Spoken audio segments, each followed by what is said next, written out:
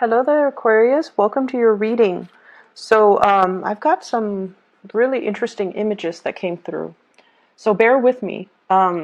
First of all, so I see this warrior couple. They're wearing what looks like medieval style, I guess, armor.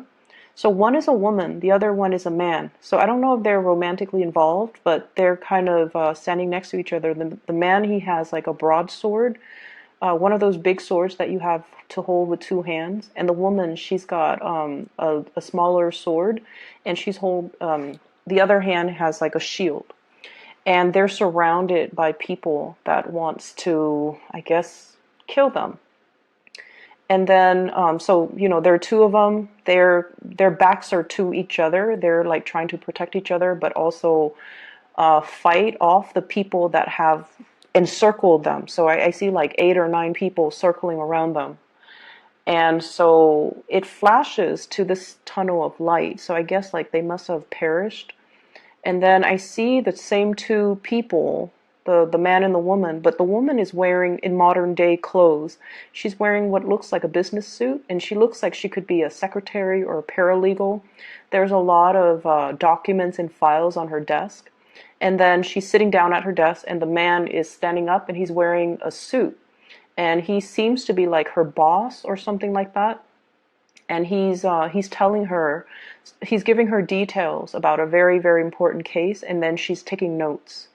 So right away when I saw this, I almost feel like many of you might be in a relationship where it's a reincarnational, where there might have been, a shared past life situation. And what I feel is there is residual energies from those past lives that are carried over to this lifetime. And the first thing that I felt was this very intense, life or death type of a situation, where if you were in that past life where you were, fighting with each other against your enemies or whatever, there's an element here about, having a tremendous amount of trust that the other person has your back, having a tremendous amount of trust that the other person is not going to, stab you in the back and leave you for dead and save their own skin. So I feel like some of you are in that type of a relationship where there is an immense, immense, immense amount of trust that you have with one another. And going to the other image where it's almost like a boss subordinate type of a relationship, there might be a little bit of a power dynamics or power struggles in the relationship, where one person feels like they make the executive decisions and then the other person has to obey, or one person feels like they're in more of a subordinate role and they have to cater to the other person. So that's what I'm feeling here, and I feel like those energies are carried over into your present relationship. Okay, so for those who are in a relationship and that resonates with you, what I feel is, on the one hand, when we are reunited with a soul, especially somebody that we shared a past life, love relationship with, it can feel very magical. It can feel like, you talk to this person for 5 minutes and you feel like you've known them a lifetime. It can stir up a lot of passion and a lot of just indescribable magnetism. It's almost like you're drawn into each other's orbits. Okay? There might have been a lot of synchronicities, a lot of, I feel like chance encounter where you kind of run into each other, unexpectedly. There's a lot of that. And I feel like it is stemming from some type of a past life connection. I'm also seeing as well you both really inspire each other, because this past life energy is all about growth and expansion, and it's almost like there's so much trust involved in the relationship, where no matter what, you want the other person to do well, you want the other person to be happy, you want the other person to thrive, and you want the other person to survive. Okay, to do well, to excel professionally. You're not threatened by the other person outgrowing you, and vice versa. They're not threatened about you outgrowing them. Two people just really want what's best for one another. And whenever I see this sense of responsibility too, and it's coming up in this card. We have here the Two of Swords. Agreeing to disagree. Okay, this is like kind of like that stalemate. It's almost like that truce. Okay, we're not going to, aggravate each other. We're not going to continue to, argue over this. We can agree to disagree. So I feel that there's a sense of, that yin yang energy, that male female, I guess like opposite, where the two of you are very, very different from each other, but together you know how to harmonize the energies, you know how to make things work. And despite your differences, there is a great degree of trust here. The reason I brought that up is because those images came out really strongly. And I feel for some of you, even if it's not a love, work, relationship partner, I feel like you're having some type of a chance encounter with somebody that you've known before in a previous lifetime, where you really needed to depend on each other in order to survive. And no matter what, there was so much trust and faith and like that sense of personal responsibility to one another. So it's like a very beautiful type of an energy. But at the same time, past life energies can keep us very stuck, okay? Ways of doing, patterns of behaving, all of those things can be a little bit restrictive. That's what I'm sensing. So breaking away from that, and a lot of people do past life regression so that they know what challenges they face in their past life and how that has really affected them in this lifetime, or how that has created very it's almost like unexplained phobias or unexplained fears or cycles of behaving, so that they can break those cycles. So I feel like this past life snippet that I'm seeing is hopefully allowing some of you to kind of leave it in the past and try to move forward, okay? And what's coming out very strongly for me is it's almost like, if you are in that lifetime where you're fighting off like 8 other people, you're not in that survival mode, fight or flight mode anymore. And so you have to kind of be strategic about using the resources that are around you in order to make the situation a little bit more harmonious. Okay? So that's what I'm getting. What's coming in for you, especially for, this month? I have here the Princess of Wands, and this is in the traditional Rider-Waite deck. This is more like the Page of Wands.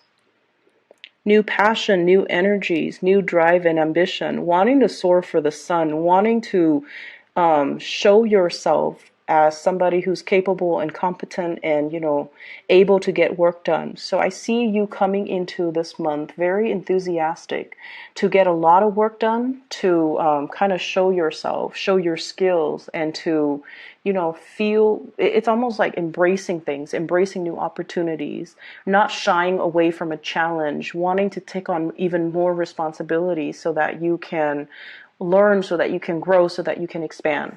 So I feel like you're coming in very, very confident. For many of you, you're looking for work opportunities, mainly because you feel like your skills might not be properly utilized in one environment. So you're seeking more work, you're seeking more responsibilities, or even more duties to kind of showcase your talents. For others of you, you might take on a second job, or you might look elsewhere, mainly because I do feel there is an element here about lacking in financial resources. Okay, so you might have, overspent, you might have overindulged, and this month you're finding yourself a little bit in the red, and you're just like, okay, where can I, cut corners when it comes to my expenses, or where can I make more money so that I am able to make more? So I feel like you're very, very motivated to go to work, if anything, to increase your financial earnings, okay? I see many of you going through your bank accounts, going through your ledgers, itemizing everything, and then trying to figure out where you can skimp, where you can save up, where you can, cut corners when it comes to your expenses. So a little bit of fears when it comes to your finances, when it comes to moving money around from the savings account to the checking account and things like that.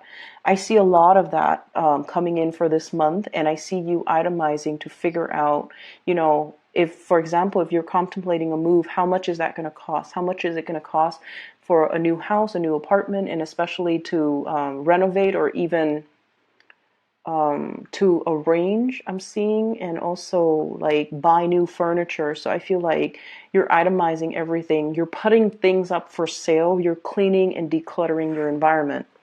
There's a little bit of stress coming through for this month. I feel like there's a lot of electronic communication coming back and forth. So I feel many of you are putting things up for sale, or you are doing something where you're selling things electronically and you have a lot of buyers. Okay, so like they're coming in and asking you, like possibly even reducing the price. Can you, rather than, so for example, if you're selling something for $50, they're like, can you give it to me for $40? So there's this constant back and forth. And I feel like you can, kind of put your foot down just to save yourself, the emotional anguish. Just put your foot down and say, oh, I'm sorry, whatever price I listed, that's the final price. I'm very sorry about that. So that's what I see. I feel like people are bargaining with you, but they're not doing it face to face. They're doing it through emails. And it just seems like it's a drawn out process. So they would ask you a question, and it's not until the next day that you respond to them, and then the next day they respond to you. So it feels like it drags on for more than a week when you just want to get these items out of your space. That's what I'm feeling here. So I see a lot of cleaning up, decluttering, which is good. I feel like it's going to put much needed, resources back in your pocket. So traveling light, decluttering your environment, cleaning things up, I feel like it's going to be very fruitful. Okay. What I also have as well, this is the Nine of Cups. Okay. This is a card about emotional fulfillment, getting your wishes met. And when I saw this cup, you know how or like at a wedding, they arrange all the champagne glasses almost in a pyramid, and then they pour the champagne from the top cup, and then it trickles down to all the other ones. That's what I'm feeling. And Aquarius, one of the habits that you have is in order for you to feel completely happy, you feel like everything has to be perfect. Everything, like it's almost like I can only be happy if all of my ducks are in a row. I can only be happy if all the areas of my life are perfectly balanced, okay? So work has to be perfect. I have to love my job. My relationship has to be perfect. On top of the work being perfect, I have to be with my soulmate.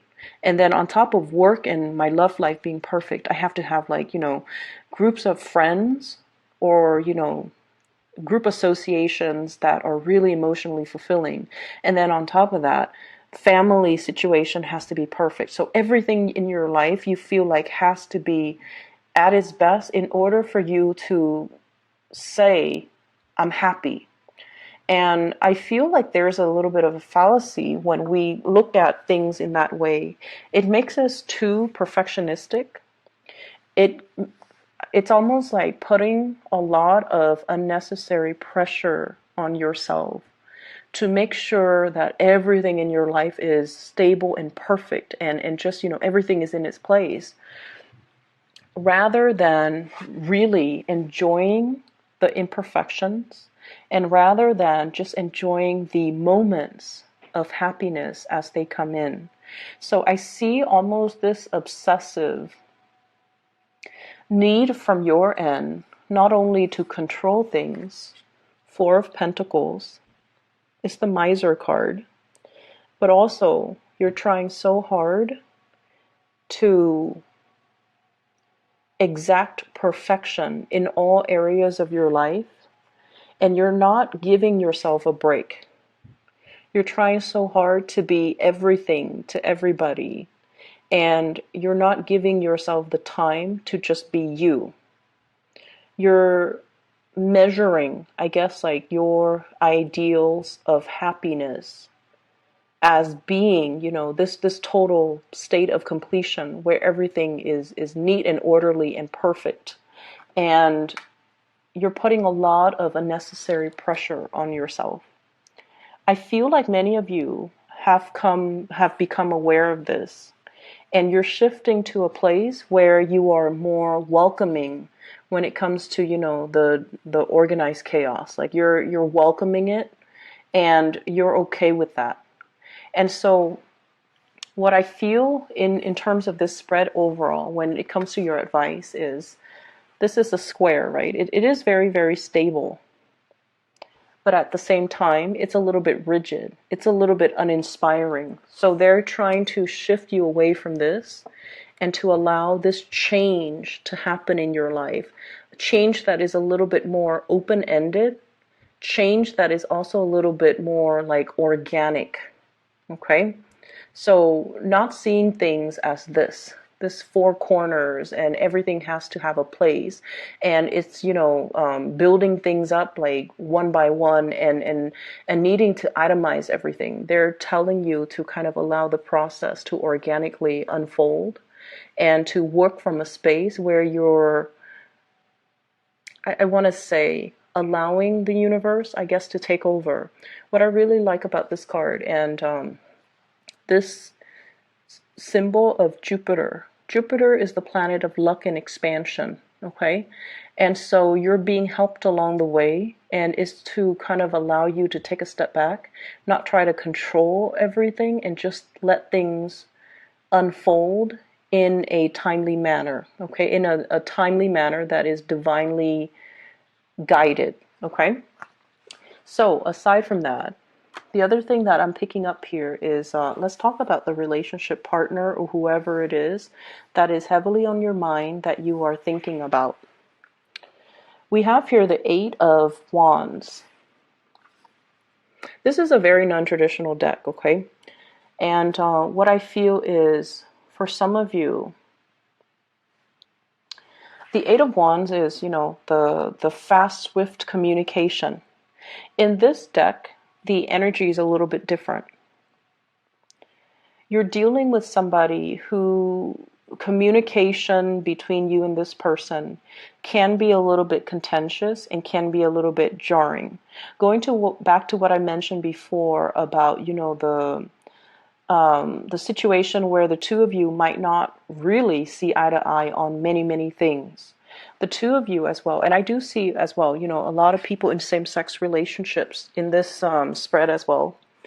And despite being the same gender, there are just a lot of differences between the two of you, where you might have different cultural upbringing. You might have different religious beliefs. You might even have different ways in which you look at relationships and parenting.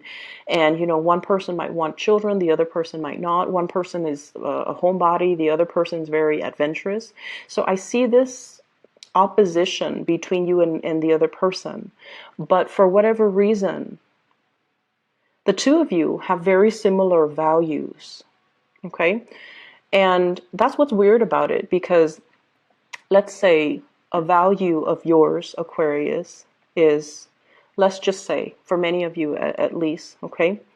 It's almost like doing things to the best of your capabilities, okay? The person that you're dealing with, they have the same values as well. And because of that, on a values basis, things work out well, despite all the differences. Okay, and then let's just say another value of yours is, working really, really hard. Okay, so for example, if your boss gives you an assignment and they're like, I need this by the end of the day, even if you have to, stay very, very late in order to get it done, once you tell somebody you're going to get it done by the end of the day, you're going to get it done. So even if you have to stay behind, you still will do it. And even if you can, finish it by like 5 p.m., close of business day. But if the quality is lacking, you don't mind staying behind to perfect it and to make it the best that it can be before you submit it.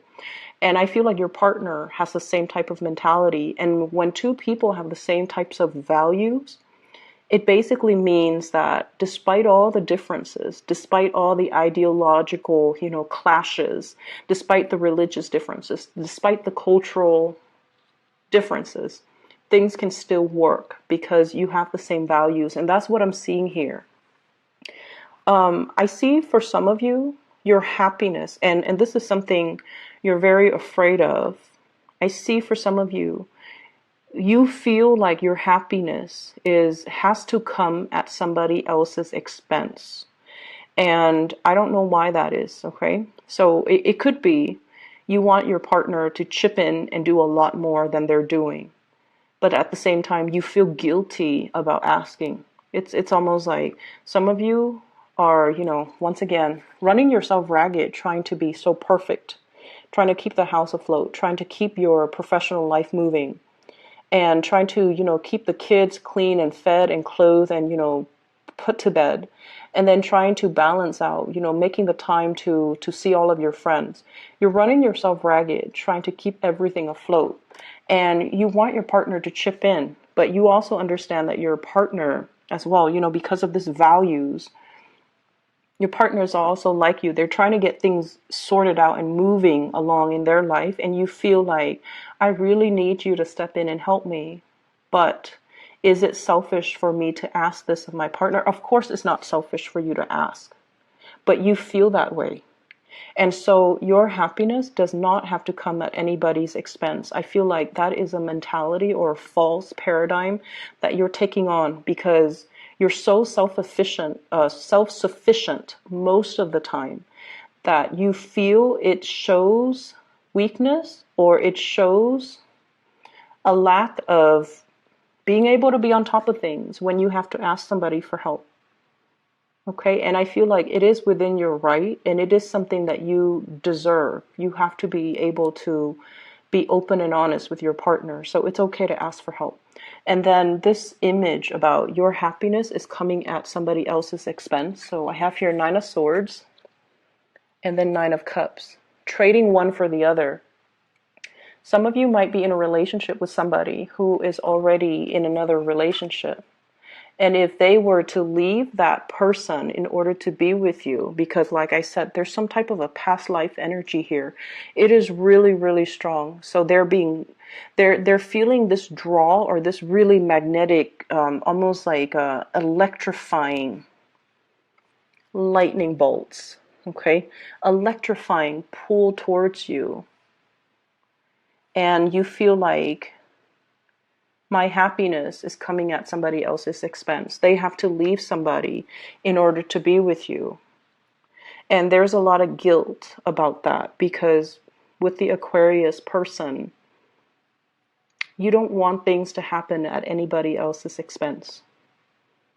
You feel like it's not fair and you feel almost like, yes, you want this, but at the same time, you would feel really, really bad that somebody else is losing out on something in order for you to win something.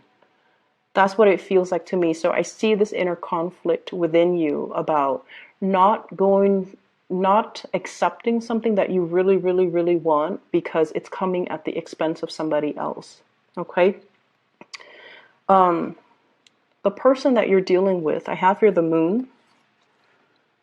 A really strong, almost like telepathic, mutual understanding between two people where emotionally you're definitely on the same page.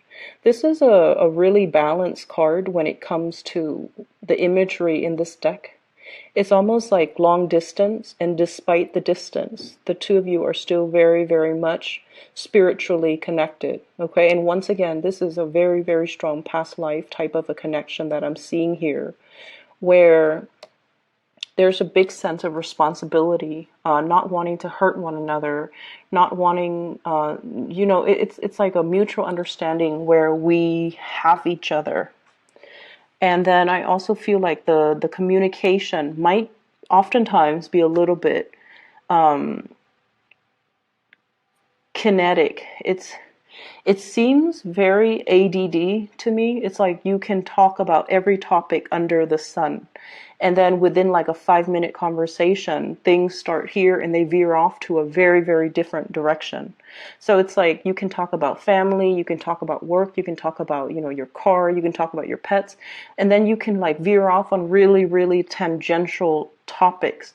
So I feel like everything is being discussed, a lot of communication going back and forth between you and the partner or whoever it is that you're dealing with. I'm also seeing as well, you're giving a lot more communication than they're giving back. And I feel like they might feel a little bit overloaded. Okay, so that's what I'm sensing. It's almost like you're bombarding them with way too much communication, and they're still trying to figure out how to answer your first question, and you've already shot them like 3 other questions. So I feel like it would be better if you slow down when it comes to the communication, so that it allows the two of you to understand each other fully and to discuss one topic at a time thoroughly and completely before you move on to another topic. Does that make sense? So I feel like there's a lot of communication, but when it comes to substantial communication, I feel like you guys are just like scratching the surface and you're not talking about things thoroughly enough in order to resolve or in order to fully express or fully explore that topic before you completely move on. Okay? So slow down the communication a little bit, asking the other person more follow-up questions so that you understand where they're coming from, because I feel like they feel a little bit overwhelmed.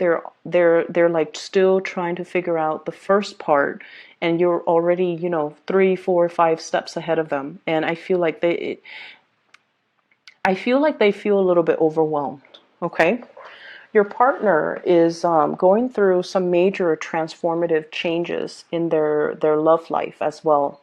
And what I mean is, if in the past they've just been like going through the motions, doing what is expected of them, doing what is culturally expected of them, or what is, socially expected of them. So for example, if they are a male and they're in their 30s, they're just like, okay, by the time I'm in my 30s, I need to be established with a career so that I can get married, so that I can, have a kid when I'm 35, because by the time I'm 40, it's going to be too old.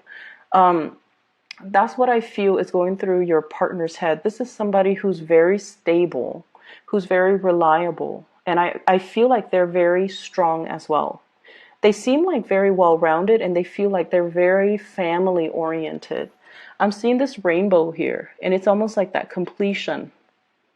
Okay, everything is like under the rainbow. So I feel like it's somebody who's very, very family-oriented. And so they've been going through the motions as to what's expected of them.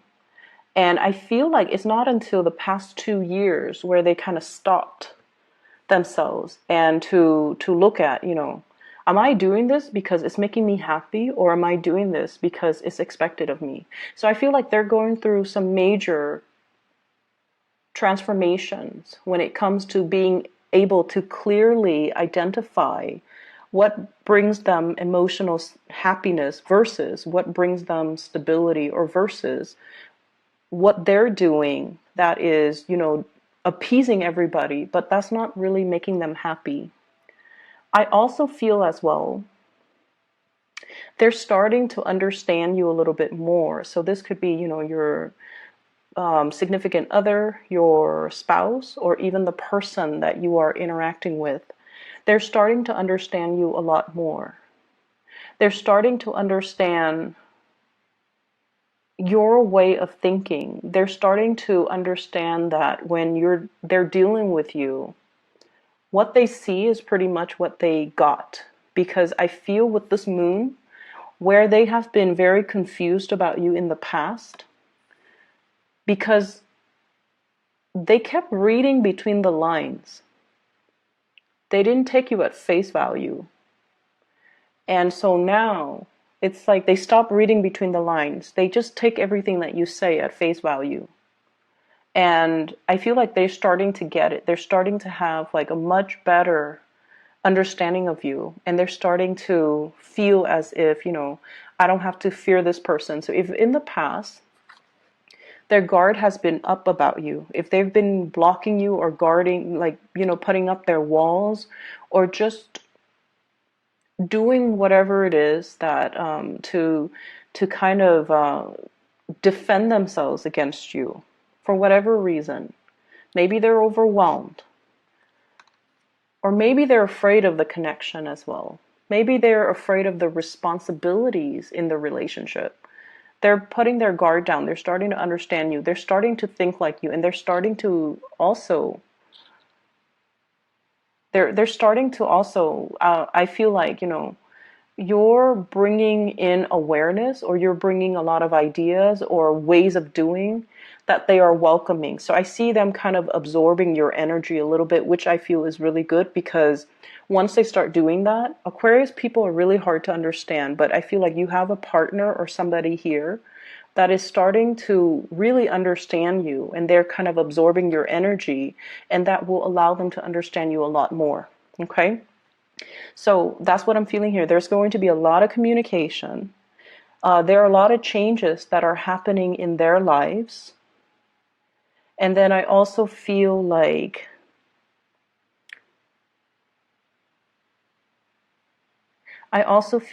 whatever has been troublesome or problematic about the communication in the past, now there is some type of it's almost like a peace offering here. A peace offering, okay, a stalemate. We don't have to fight. We can agree to disagree. But I feel like they're taking more of your energy with the suit of swords, and they're starting to understand you. Moving forward for this month at least, I feel like you have to be easier on yourself. I feel like you need to kind of embrace new opportunities and new energies, especially when it comes to, fun, socializing, and just, going out. I feel for many of you, don't keep yourself cooped up in the house out of fear of, seasonal depression. Get yourself a lot more physically active, okay? So I'm going to leave it at that, Aquarius. I hope the reading is helpful for you guys.